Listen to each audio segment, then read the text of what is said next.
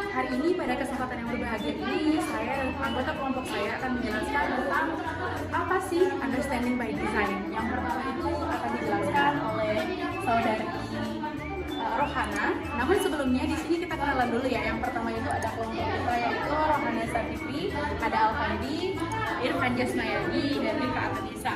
Materi pertama terkait dengan apa sih UBD itu akan dijelaskan oleh Rohana Safifi. Kepadanya dipersilakan. Yang pertama yaitu kita akan mengulas dulu apa sih sebenarnya UBD itu.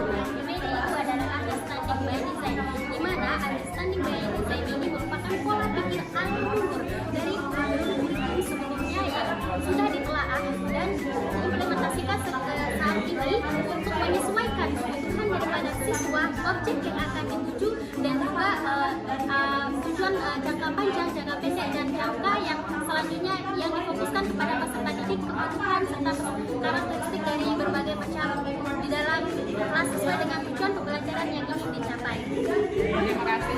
Untuk materi selanjutnya terkait dengan prinsip-prinsip pada understanding by design ini akan dijelaskan oleh Alfandi. Kepada dipersilakan. Baik, di sini saya akan menjelaskan tentang prinsip penyusunan tujuan kurikulum understanding by design. Yang pertama, ini diketahui bahwa penyusunan ini, diketahui bahwa dalam tujuan ini kita perlu mengetahui prinsip manajemen dulu.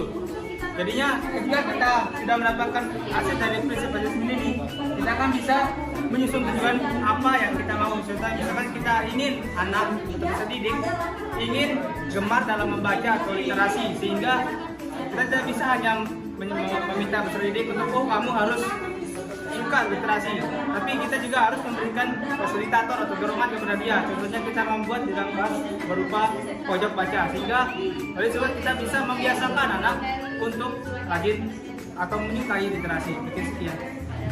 Selanjutnya, materi selanjutnya terkait dengan prinsip UBD sendiri akan dijelaskan oleh saya sendiri. Yang pertama itu ada yang dijelaskan tadi bahwa pada hakikatnya seorang guru itu hanya melaksanakan pembelajaran dengan mengabstraksi keinginan mereka sendiri. Mereka hanya membuat perencanaan dari rumah dengan membayangkan kompetensi apa yang ingin dicapai atau kompetensi apa sih yang harus dicapai oleh peserta didik. Contohnya sekarang peserta didik harus mampu berpikir kritis, sementara guru tidak mengetahui bagaimana tingkat berpikir dari peserta didik sendiri. Sehingga UBD atau understanding by design ini dirancang untuk mampu menyesuaikan kebutuhan belajar dengan sistem pengajaran yang ada. Menurut Henry James, UBD ini telah diterapkan dan telah diimplementasikan di Amerika, tepatnya itu di kota California. Di sana itu UBD sendiri telah dirancang dan disesuaikan dengan kebutuhan peserta didik. Adapun prinsip yang lain yang dijelaskan bahwa pertama yaitu mengetahui nilai yang diperoleh oleh peserta didik.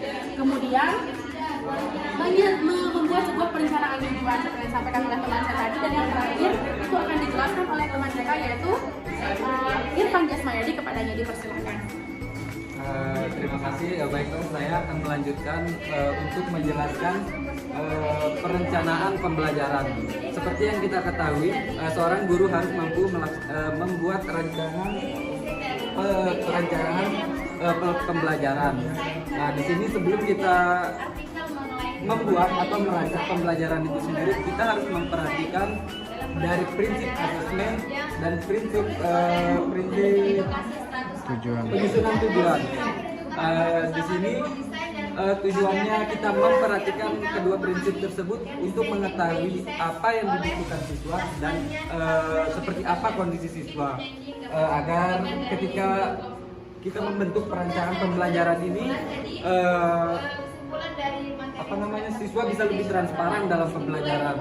Ya, mungkin sekian dari saya. Terima kasih pada Irfan Jasmayadi. Mungkin akan dijelaskan langsung kembali oleh Rika Atanisa terkait dengan tujuan dan hasil diperoleh dari understanding by design ini sendiri. Terima kasih.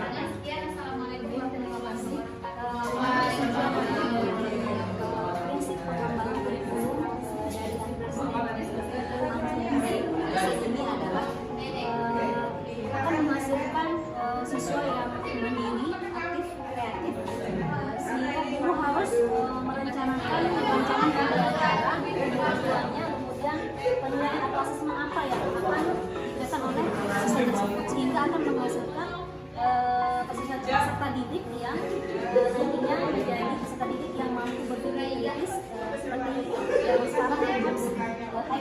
thinking so. Oke, terima kasih kepada rekan-rekan kelompok yang telah mempresentasikan hasil dari Understanding by Design ini. Karena dapat disimpulkan bahwa prinsip dari Understanding by Design ini pada 3. Yang pertama yaitu melihat hasil pembelajaran atau hasil assessment yang diperoleh peserta didik. Kemudian menyusun studi pembelajaran, dan yang ketiga adalah merencanakan atau membuat sebuah perencanaan pembelajaran. Hasil akhirnya itu dapat dilihat dari kemampuan peserta didik seperti kemampuan berpikir kritis, kemampuan lebih mandiri, dan mampu berinovasi dalam kelas.